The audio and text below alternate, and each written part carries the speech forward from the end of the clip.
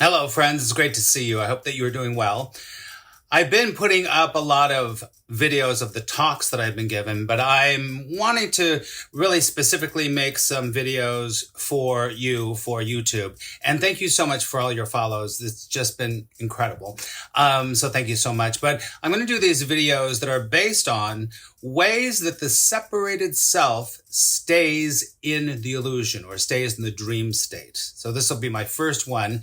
And thank you so much for following, and thank you for your comments. And please remember to like and subscribe and share. And yeah, let's get on with it. Okay, before we get into what we're going to talk about, I want to tell you that the basics here are that we talk about abiding non-dual awareness, correct? So what we're talking about is something else that's going on besides duality, besides this idea of I got to get there because I'm here, or I'm good, or I'm bad, or all of those kinds of things. That's called duality, right? That's called duality. And what we're talking about today is the way that the separated self, which is the character that you think that you are, stays in that, what you might call the rat race. So that's the basics. And so what we're going to talk about today are three things. Just three. There's a lot of them. Three things that the separated self does to stay in the dream state. Okay, the first thing that we're going to talk about is the obsession, literally the obsession, with the separated self to stay right. You understand? So the character always needs to be right, because if it's not right, then obviously it's wrong.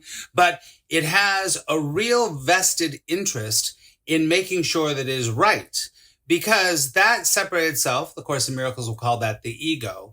The ego has one job and one job only, and that is to seek what it needs, but don't ever find it, right? So this idea about being right is I have to be right even if I'm wrong, right? Right? So the first thing I want you to look at in your life is, where do you need to be right? Where do you need to be right? And where can you begin to be like, and let that go. I can let that go. Correct? So if you are in a place where you're starting to feel like, oh my gosh, I feel like there is a part of me that is obsessed with being right, I want you to let it go. See if you can let it go. And it doesn't even matter, because there is no right or wrong. That's the whole point. Everything is relative. Everything is relative. So you're actually not right. Sorry to say, but you're never wrong either, because for some people you're going to be right and some people you're going to be wrong. So this whole idea is, and the Course in Miracles would say this, would you rather be right or would you rather be peaceful?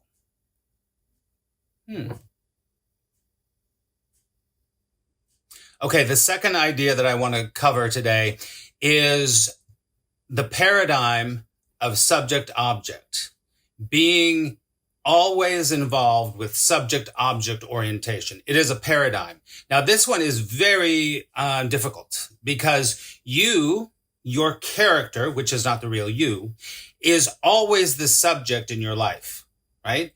How does it affect me? What do I think about that? What are they going to think of me? How can I process that? Will I succeed? Will I fail? Remember, this is subject, object, subject, object, subject, object. Everything is about you.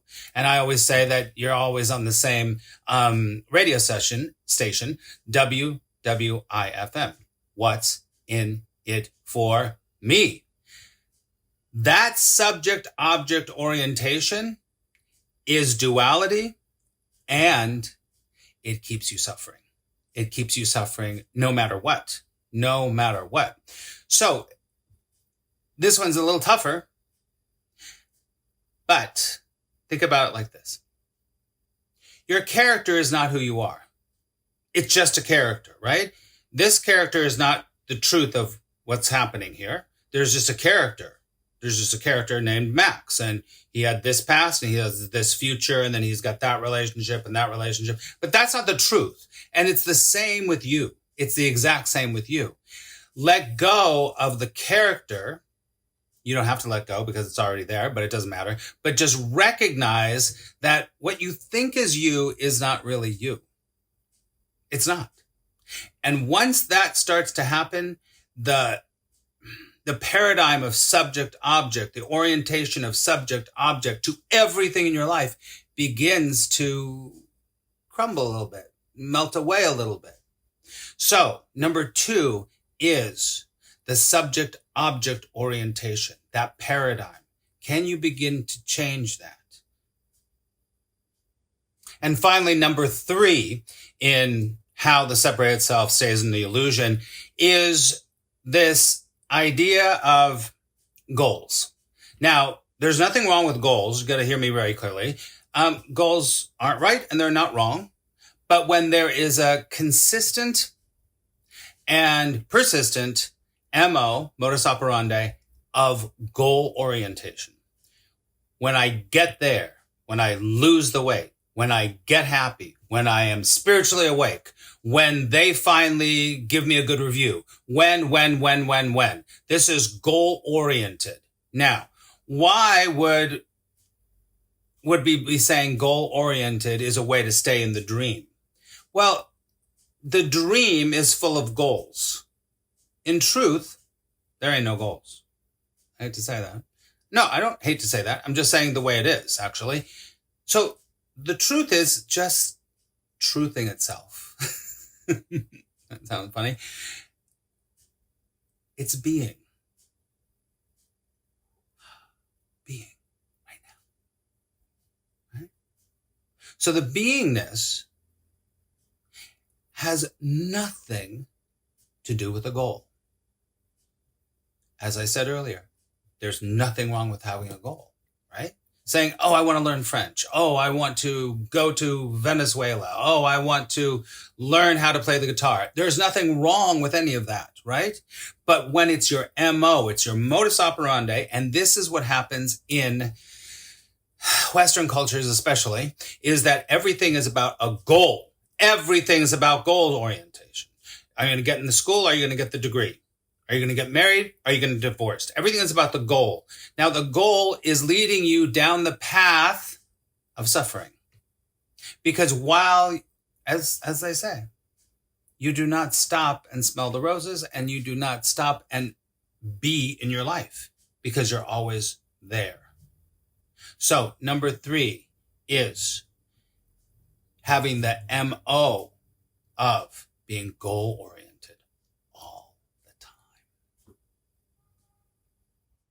So those are the 3, right? So let's just review. Number 1 was, I'm looking at all my notes, the obsession with needing to be right. Number 2 was staying in the subject-object orientation. And number 3 is having an MO of goal orientation, okay? So I want to give you just a couple of thoughts about them for you to think about. I have them on my computer, so I'm going to read them. So with needing to be right, think about this. What underlying fears or insecurities might be driving your need to be right? What is the fear? Because it's always down to fear, somehow. Your fear is driving the need to be right. So think about that. What is the fear that's driving your need to be right? Okay? And for staying in the subject-object orientation, how does viewing the world through a subject-object lens limit your ability to experience true connection? This might be a feeling thing, so let me say it again. How does viewing the world through a subject-object orientation limit your ability to experience true connection? Right? Think about that. And one more, let me find it. Okay. Being run by goal orientation. That was the last one. So how often do you find yourself prioritizing future outcomes? This is really basic. Future outcomes over the present moment. How often do you find yourself prioritizing future outcomes rather than being in the present moment? If you're honest, you're going to say a lot. And I want you just to consider those 3 things for these 3 ways that separate self stays in the dream. All right. I hope that you really enjoyed these, and I hope that you can write down below any comments or any questions that you have about these three things, because it's really important. These are really important. As I said, this is going to be a series. There are a lot more. So I will see you very soon. And remember to like, subscribe, and share. I really, really appreciate that. And I will see you very soon. All right. Take care of yourself.